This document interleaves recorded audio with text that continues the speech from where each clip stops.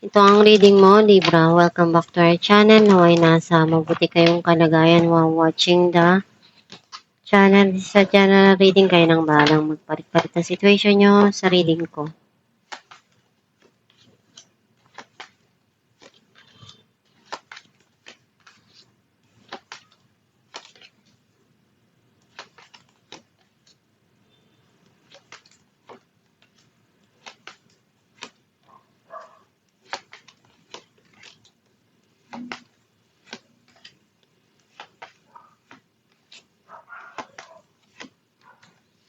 At the bottom of the deck, 3 of Swords. I feel like ang nasa-sense ko na energy mo, sobra ka ngayong nalulungkot at nasasaktan sa mga nangyari o hindi mo nagugustuhan yung mga sitwasyon na meron ngayon sa buhay mo. Kaya sobra yung kalungkutan na nadarama mo. Ang mensahe ng card mo, meron ditong pagsisinungaling o running away dun sa situation. Some of you, meron cheating na nangyayari.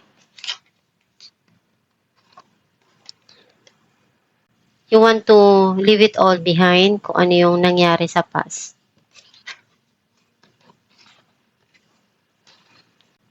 Binabalikan mo yung mga memories na masaya sa nakaraan at isa yun sa nagpupush sa'yo para magpatuloy at harapin kung ano yung dumarating sa buhay mo.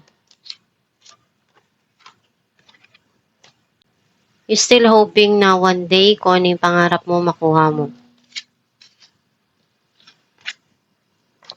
May bago kang journey na tatahakin o sisimulan.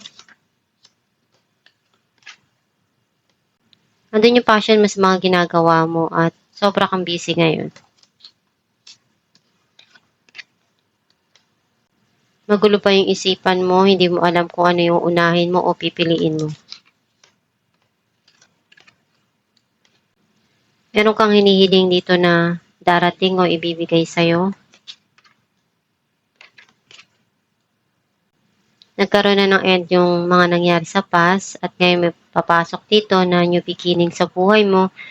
And kung ano yung mga nangyari sa nakaraan tapos na yun, ang malaga kung ano yung dumarating ngayon sa buhay mo. Andun yung pagmamahal na binibigay nitong tao na to at pinupunuan ko anong kaya niya dun sa sitwasyon. Some of you, pagmamahalan ng dalawang tao na kakaunawaan sa isa't isa.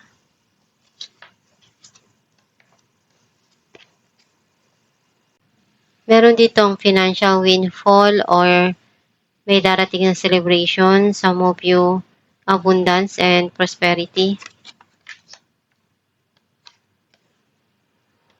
You need to balance yung mga ginagawa mo sa buhay. Some of you, kung ano yung kaya mong matulong sa mga taong lumalapit sa iyo, magbibigay ka o sa pamilya mo.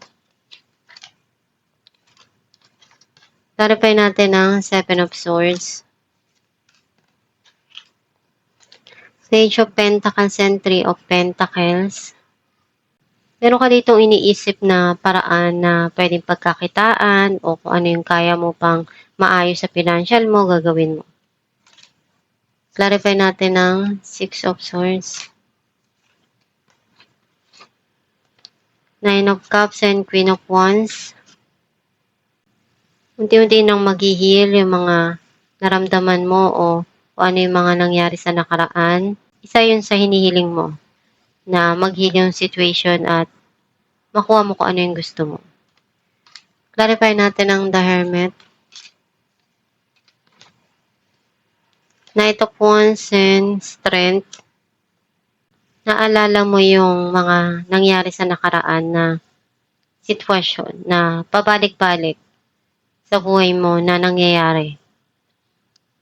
Pero isa yun sa nagpatatag sa'yo, yung mga pinagdaanan mo dun sa past. Clarify natin ang The Star.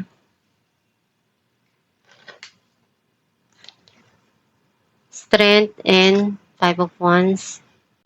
May mga time na nag-struggle ka dun sa situation o dun sa passion, pero naging strong ka na labanan yon at kung ano yung feeling mo, conflict o hindi magandang nangyayari doon, lalong nagiging malakas yung loob mo para harapin yung mga pinagdadaanan mo o yung sitwasyon. Clarify natin ang the Fool. The Sun and the Sun. Clarification dito na kung ano yung mga darating sa buhay mo, andyan yung happiness and joy na ibibigay sa'yo sa bawat tatahakin mo na landas. Clarify natin ang Knight of Wands, Three of Pentacles, and the Chariot. May darating dito na bagong mong pagkakakitaan o bagong project para sa'yo na very passionate ka dun sa gagawin mo na yun o dun sa ikagrab mong opportunity. Clarify natin ang Two of Pentacles, Nine of Pentacles, and Queen of Cups. Very emotional and sensitive ka. And hindi mo pinapakita yung nararamdaman mo o kapag nagtatampo ka. You keep it to yourself lang kapag may hindi ka nagugustuhan na naririnig mo o ginagawa sa'yo. Some of you, kung ano yung na-achieve mo sa buhay, you keep it to yourself. Ayaw mo nang ipaalam sa iba yun. Clarify natin ang Nine of Cups, Eight of Pentacles, and Seven of Pentacles. Ginagawa mo lahat ng kaya mo na pagsusumikap sa buhay. Kasi marami ka pang gustong makuha o makamit sa buhay. Kaya ginagawan mo ng paraan yun para ma-achieve mo yung goal mo. Clarify natin the Tower, Three of Wands, and Four of Pentacles. May desisyon kang kailangang gawin dito, especially sa financial. Pero kailangan mong pag-isipan ng maigi bawat hakbang na gagawin mo o desisyon. Clarify natin ang the Lovers, the Hangman, and Death. Kung dati nahihirapan kang gumawa ng paraan sa mga sitwasyon o sa relasyon, ngayon unti-unti nang magbabago dun. Mapagdidesisyonan mo na kung ano yung tama dun na dapat mong gawin. Clarify natin ang Ten of Pentacles,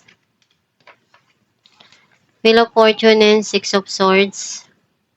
Nagkaroon na ng end of cycle yung mga pinagdaanan mo sa nakaraan na masakit o kung ano yung nararamdaman mo. Ngayon may darating dito na new cycle, which is andun yung maghihil ka na at magiging okay na yung sitwasyon, especially sa financial. Clarify natin ang Six of Pentacles,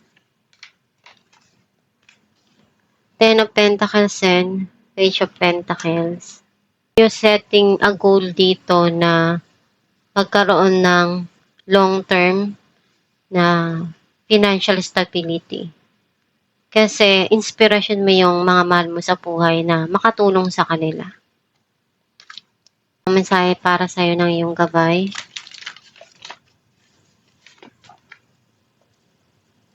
Cupid, we send great waves of love into your heart and mind, awakening your love for life itself. Your clear decisions to accept and enjoy romance has triggered this reawakening.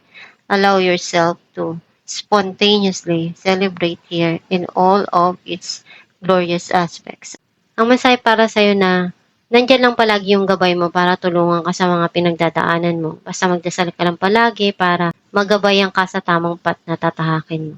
Kung meron kang pinagdadaanan ngayon sa kahit anumang aspeto ng buhay mo, harapin mo lang yan at magpakatatag ka.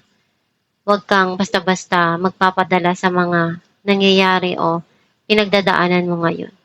Maging matapang ka na harapin yun at gampanan kung ano yung tungkulin mo sa bawat sitwasyon na nangyayari sa buhay mo. And huwag kang susuko. May mga solusyon ka din niyang maiisip at magagawa mo rin yan ng paraan. Basta magdasal ka lang palagi. At itong yung reading Libra. Kung nakaresonate ka, kindly comment down below. Thank you for watching. Guys, meron po tayong binibenta na Aram Herbal Oil na makakatulong sa sumasakit na ugat o kumakati na varicose vein sa kamay man o sa paa. Ipahid sa gabi bago matulog at i-massage. And nakakatulong din siya na mag-fade ang iyong varicose vein.